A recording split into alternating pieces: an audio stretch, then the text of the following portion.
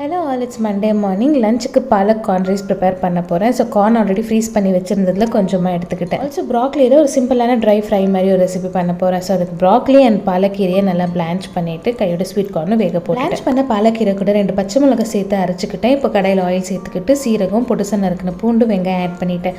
உப்பு சேர்த்து லைட்டாக கலர் சேஞ்ச் ஆனதுக்கப்புறமா ஸ்வீட் கார்ன் ஆட் பண்ணியிருக்கேன். பாலக் பியூரி ஆட் பண்ணிவிட்டு லைட்டாக எண்ணெய் பிரிஞ்சதுக்கப்புறமா குக் பண்ணி வச்சிருக்கிற ரைஸ் ஆட் பண்ணி கலந்து விட்டோம்னா சிம்பிளான palak corn rice ready. Broccoli fry நம்ம நார்மலாக பொரியல் செய்கிற மாதிரி தான். லாஸ்ட்டாக இறக்க போகும்போது கடலை மாவு கூட மஞ்சள் தூள், உப்பு, மிளகாய் தூள், மல்லித்தூள் ஆட் பண்ணியிருக்கேன். கூடவே கரம் மசாலா தூளும் இதில் சேர்த்து நல்லா மிக்ஸ் பண்ணி இந்த பவுடர் லாஸ்ட்டாக சேர்த்து இறக்குனீங்கன்னா செம்ம டேஸ்டியாக இருக்கும். பிரேக்ஃபாஸ்ட்டுக்கு நேற்று நைட்டே சாப்பாட்டில் தண்ணி ஊற்றி வச்சுருந்தேன். ஸோ ஹஸ்பண்ட்க்கு வந்து அதில் தயிரும் சின்ன வெங்காயம் போட்டு சாப்பிட்றது ரொம்பவும் பிடிக்கும் அண்ட் ரொம்ப ஹெல்த்தியும் கூட. ஸோ அதை மட்டும் ரெடி பண்ணி வச்சுட்டு எனக்கு மார்னிங் ட்ரிங்க்குக்கு கொஞ்சமாக கருவேப்பிலை, சீரகம், தயிர், கொஞ்சம் தண்ணி ஆட் பண்ணி மோர் அடித்து எடுத்துக்கிட்டேன். இந்த மினிவில் பிடிச்சிருந்தா மறக்காமல் ஒரு லைக் கொடுங்க. அடுத்த வீடியோவில் பார்க்கலாம் ஃப்ரெண்ட்ஸ். பாய்.